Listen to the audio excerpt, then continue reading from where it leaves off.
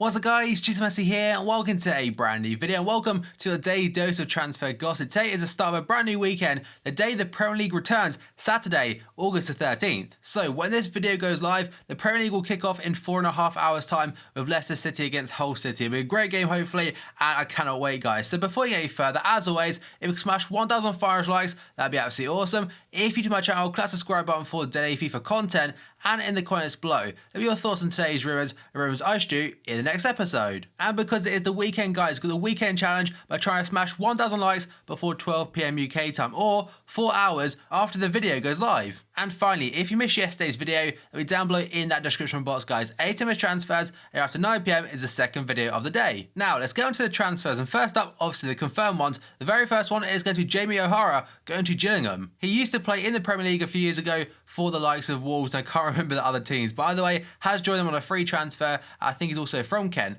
Next up, we have got Emma Hughes going to Cardiff City. That is from Wigan Athletic on an undisclosed fee. I think he used to be a Man City youngster as well. Correct me if I'm wrong. Then we go on to Josabad going to Fulham, or Josabed, sorry, but he's gone there from Rayo Vallecano in the Liga BBVA for quite a big fee of £2 million, or some sites are saying 3.4. But whatever fee it was, they have officially confirmed him. Now, then we move on to Tadic showing a new deal with Southampton until 2020. He was so good for Southampton in his debut season. I'm not sure how well he done last year, by the way, has been rewarded with a 2020 contract. Next up, we got Greg Stewart going to Birmingham. The Scottish joined the Championship club for around £510,000 or an undisclosed fee as is officially announced. Next up, we got Danilo Pantic. It's actually a Chelsea youngster. He's gone to an Eredivisie team called SBV Excelsior or something like that. Apologies if I said that wrong. But again, Chelsea youngster on a loan deal for the season. Next up, we go on to Fabio, the former Manchester United fullback, going to Middlesbrough. He's joined them from Cardiff City for £2 million, so not a big fee whatsoever, but I imagine will probably start tomorrow in the opening fixture. Next up, we got Morris Leitner, a really cool one for Fürth. He's joined Lazio from Borussia Dortmund for £1.7 million. It's not a big fee whatsoever, but again, for FIFA older team, having a silver German centre mid in that league, I don't think there's many, if any at all. I know obviously there's a centre-back in Antonio Rudiger from Roma, but overall, I think it's quite a nice one for hybrids, especially for me liking my silver players. Although that is me assuming he'll remain as a silver card, because I don't think he's done anything over the last couple of years, so an upgrade, we kind of a bit random.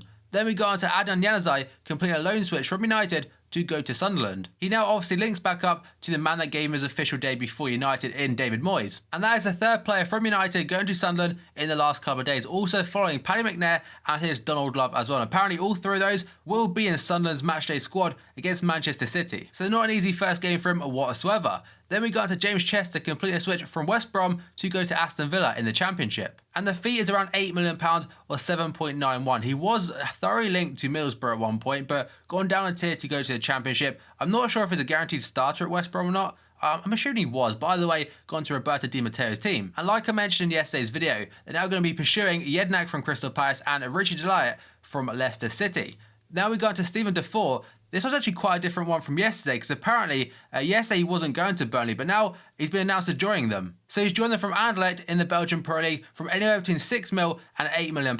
There are a lot of reports yesterday saying he would be going to the UAE Gulf League to play for Al Jazeera, but now he's chosen Burnley to play in the Premier League. And I think that takes their tally up to 4 players signed so far this summer.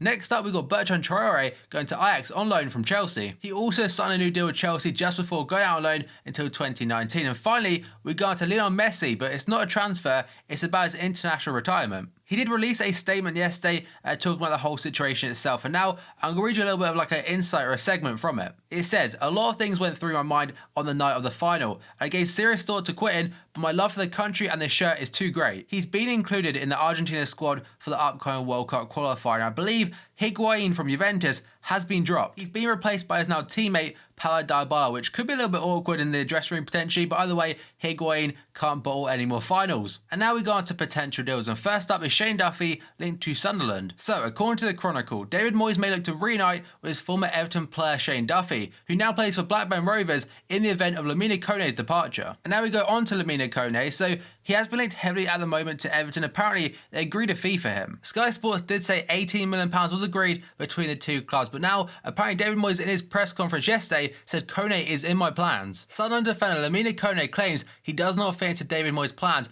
at the Stadium of Light. This fuels a speculation linking him to a move to Everton. But speaking after confirming the loan signing of Adnan Januzaj, the Black Cats boss revealed that Ivorian has a future under him on Wearside. And some quotes from that press conference read, "We've told Lamine Kone he'll be offered a new contract in September. Lamine is very much part of my plans. We'll renew his contract on the 1st of September. He's a big part of the team, the fans like him, and we need him." So I think yesterday it was confirmed that Lamine Kone had put in an official transfer request. The statement was 3 paragraphs long, and it essentially said, in short, that under Sam Allardyce they had an agreement. If they stayed up, he would get a new deal. Actually, it wasn't even to do if they stayed up or not. Apparently, he was guaranteed a new deal for the start of the season, but Allardyce went, Moyes came in, and that's all changed. He did say at the end, though, it will still give 100% on the field and also in training. But in all honesty, I definitely see him leaving to go to Everton. So not great news for Sunderland, as he was a fan favourite, but now they've kind of turned him a little bit. And now we move on to the former Spurs man, Benjamin Stambouli, who currently plays for Paris Saint-Germain. So according to L'Equipe, Real Betis are close to securing the services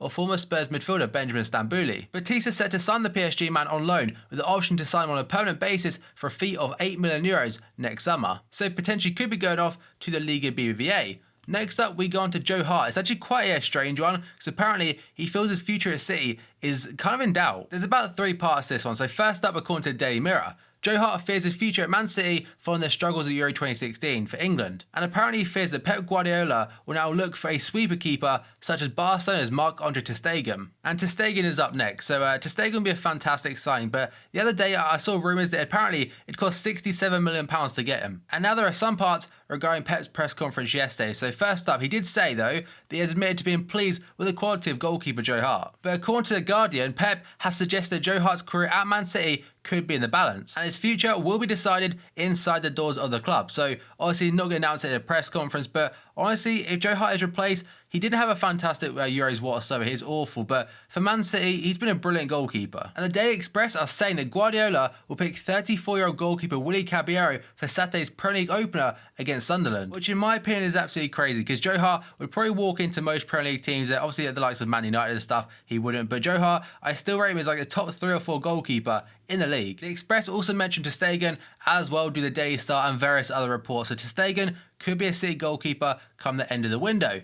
Now we go on to Jason Denayer of City. Sunderland, Southampton and Swansea are all interested in taking Man City defender Jason Denayer on loan for the season. The Belgian international is back at the Etihad after loans at Celtic and Galatasaray over the last 2 seasons, but the arrival of John Stones appears to reduce the chances of regular first-team football. Bournemouth are also interested, but have inquired now about a permanent deal for the 21-year-old. He was linked to Arsenal and Galatasaray yesterday. Apparently the fee would be up to £14 million. So overall, if he does go to a Premier League club, happy days. I really hope on FIFA 17 he's a rare card. And I know that sounds stupid, but in regards to FIFA Ultimate Team, obviously we all play it, most of the people at least watching this video do, and that card looks phenomenal for a silver card, but being non-rare, it's really off-putting. But anyway, back onto transfers. Next up, we've got Cedric Berahino. Apparently, he wants to stay at West Brom. That's according to the Daily Mail at least. They're saying Berahino has made it clear that he will remain at West Brom and run out the last 10 months of his contract. And that's because as a free transfer, whatever club he goes to, he'll receive some kind of sign-on fee, which usually is pretty damn big. He'll also get a massive wage increase because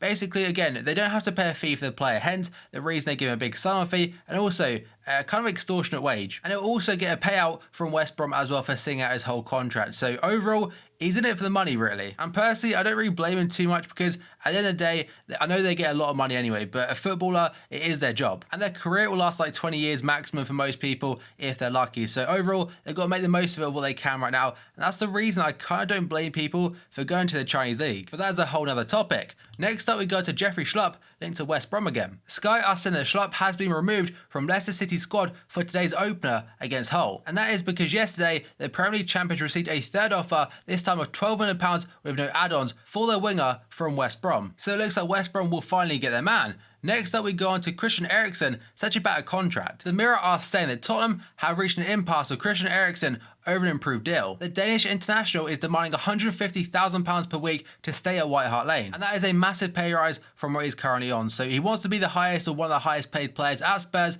which I kind of understand because technically he's one of their best players. And it wouldn't surprise me if his agent has got something to do with this, because potentially he could make a lot of money out of it. And 2 teams linked to him are going to be Juventus and Inter Milan. And now we move on to Jeremy Mathieu of Barcelona, today linked to Arsenal. Should Arsenal's move for Valencia defender Mustafi break down, the Gunners will turn their attention to Barcelona's veteran centre-back Jeremy Mathieu. And that's literally as far as that rumour goes. Now we move on to Paco Alcacer. I can't say his name properly, linked to Barca. Valencia's Paco Alcacer is Barca's chosen target to occupy their backup forward role, according to Mundo Deportivo. Barca have spent several months trying to bring in a forward to provide cover for Neymar, Luis Suarez and Messi, but essentially all of their previous targets have opted to stay put or head elsewhere. Apparently they're in advanced negotiations with Valencia over a deal, and the player himself is willing to head to the Camp Nou, despite the fact he'll play second fiddle to Barca's star front three. So overall, he won't get much game time, but it still could be great for his development. Because he's still only 22 years old, he's approaching 23 at the end of the month.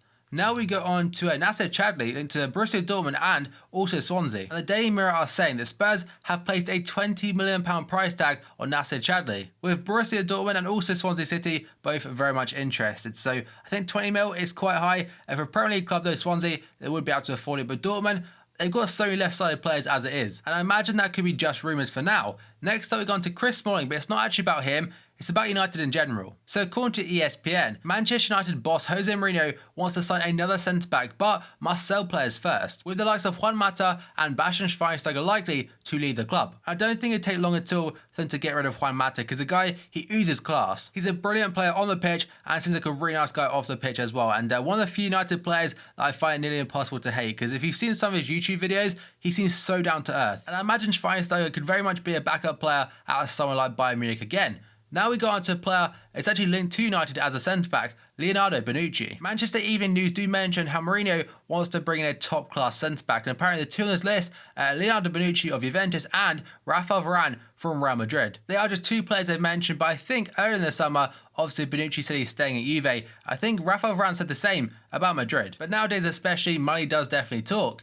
Now we move on to Yank Bolasie, of course linked to Everton. Alan Pardew has insisted that Yank Bolasie will be included in the squad to face West Brom on Saturday, or today. Pardew also confirmed that DR Congo International is in condition to play despite the increased speculation of a move to Goodison Park. And so far, Crystal Palace have made 3 signings, those being Mandanda from Marseille, Townsend from Newcastle and also James Tompkins from West Ham. But overall, apparently, only one of them will start, and that is Townsend. And the Express then add that Yank Bolasie will sign for Everton next week for £25 million, rising to 30. Next up, we've got Cesc Fabregas linked to Juventus according to Tuttosport. The article reads that Chelsea have offered Cesc Fabregas to Juventus, with the Stamford Bridge club prepared to allow the Spanish international to leave for a fee of around €45 million. Juve also want Nemanja Matic from Chelsea, but apparently now Conte really wants him to stay, and he will be staying. Next up, we go on to Adrian Silva linked to Spurs. According to L'Equipe, Spurs are prepared to bid £13 million for Sporting Lisbon midfielder and Portugal international Adrian Silva. He's 27 years old and is also wanted by Everton,